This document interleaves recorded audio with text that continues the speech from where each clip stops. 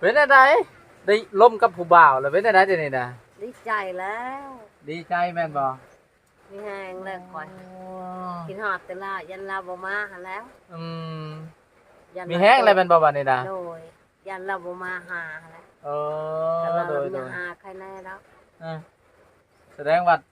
มีกำลังใจขึ้นเลยแม่นบ่เป็นไข้เป็นหนาวก็สิเช้าแล้วบัดนี้เนาะ โดย เอ้ยตู้เอาก็ได้ กินหอดเรายันเราบ่มาเราเว้าซื่อๆก็บ่ แต่เราเว้าตัวเฮาแม่นบ่นี่ แม่ เนาะ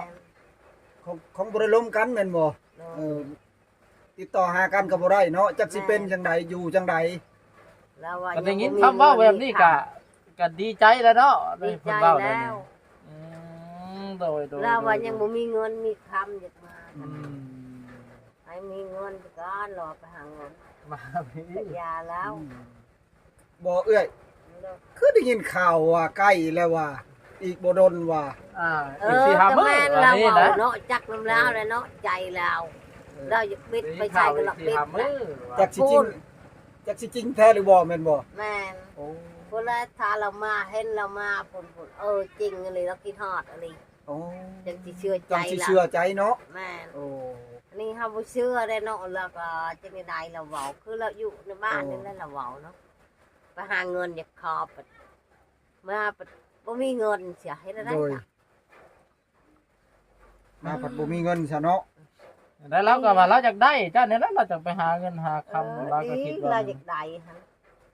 เราไปหาเงินเห็นอะไรก็หาเงิน ได้ หา ผั เงิ วน บัดนี้แล้วข่อยก็ได้เนาะ สิได้ผัวบัดนี้แม่นบ่ แม่น โอ้ ผู้อื่นมักก็บ่ได้เอาแล้วนี่มัน บ่าวไทยมักก็บ่ได้เอาถ้ายาบ่าวไทยผู้ใดนี่ได้ โอ้ บ่าวไทยยังบ่เอาสิให้ทาแป้งแต่งตัวอยู่ในเฮือนบ่ยอมเอาอีกเราอ่ะ คนสำได้อันนั้นนะ ใหญ่แล้วช้ำมานี่แหละจะหับเราคนชูงอันนี้เนาะ โอ้มาเห็นกันครั้งแน่บ่รู้ว่า เฮ็ดจนปากนำกันนี่จนเว้าคุยกัน โอ้จะโดนไปได้อัน ใน นี้นะ โทรศัพท์ใต้โดนแล้ว2เดือน3เดือนแล้วหรือว่าในโทร โอ้ ศัพ ย ท์ นี่แหละ อุ้ยบางปีนี่ อืม โอ้ย พอโตปฏิเสธหนมไทยสิมาเอาตู้พายนี่ป่อล้วนเนนมาฮอดนี่บ่ จังหวะนี่แหละจัง บ่ หวะ จน นุ่ม ได้ นุ่มไทยนั่นว่าได้นำก็ แล้วว่ามักคอยแล้วว่า โอ้ อยากซื้อให้โทรศัพท์พอดี โอ้ โทรศัพท์จะแพงมันลดเสียมื้อนั้นค่ะ เออ บ่ได้โทรเลย อื อื ม ม แล้วจนผักขนมเงิน200ผักให้ข่อยได้ โอ้เงิน200ก็ขนม โดย โดย แล้วว่าคันบ่มีเลยอ้ายสิให้แล้วว่าพี่ยัง โอ้ พอดีข่อยบ่มีโทรศัพท์อยู่เลย เออสั่นก็เราติดต่อมาแล้วเนาะเออ เอ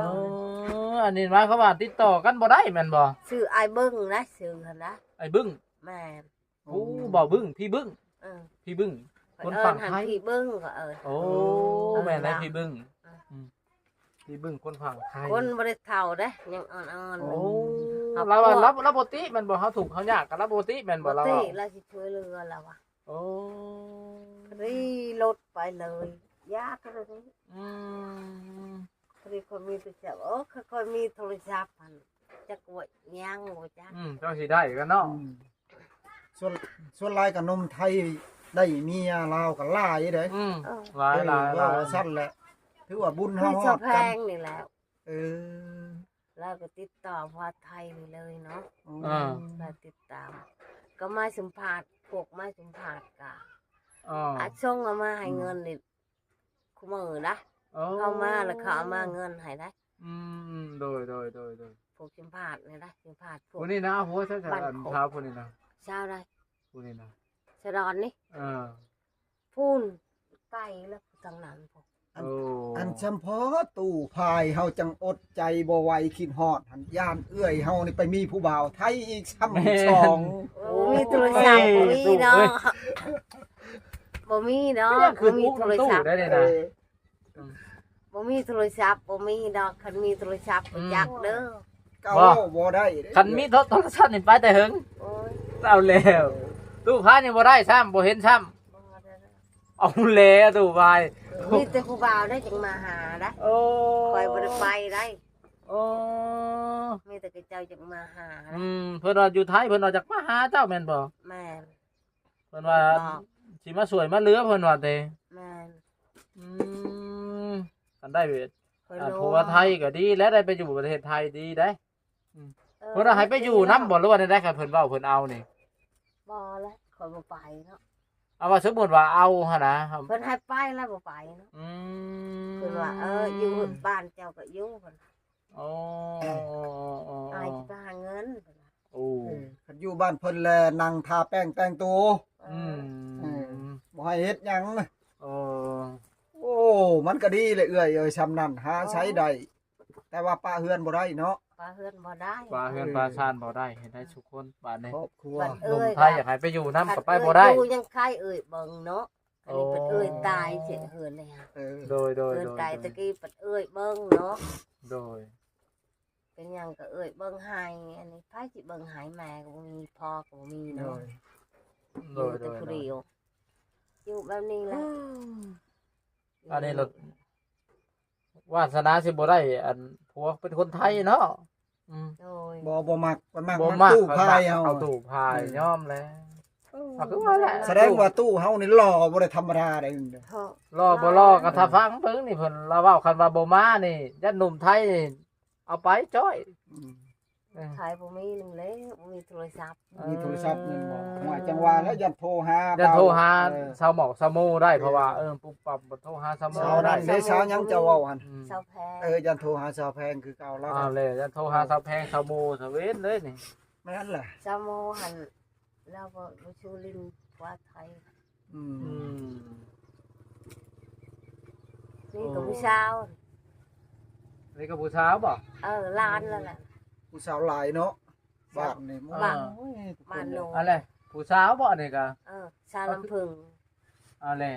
ยังบ่ได้มีผัวจักเทื่อบ่นี่ก็ บ่เคยเอาผัว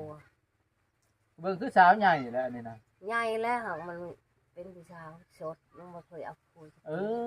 อเป็นสาวใหญ่โอ้ยเฮือนเราอยู่ในสายเนาะเป็นตาจักไป อัน ถ่าย นี้ แล้ว เฮือ เนาะ นก็ออกอันคายอยู่นอกพุ่นเด้เฮือน อืม อืม เฮือนชาวลำพึงน่ะชาวลำพึง โอ้สาวลำพึงสิลาวน่ะ แม่น อีลำพึงลำเพยแล้วเนี่ยนะขนาดนั้นโอ้โอ้คักอะไรเนาะ เจ้าแฟนก็ยังบ่ได้เอาผัวนะ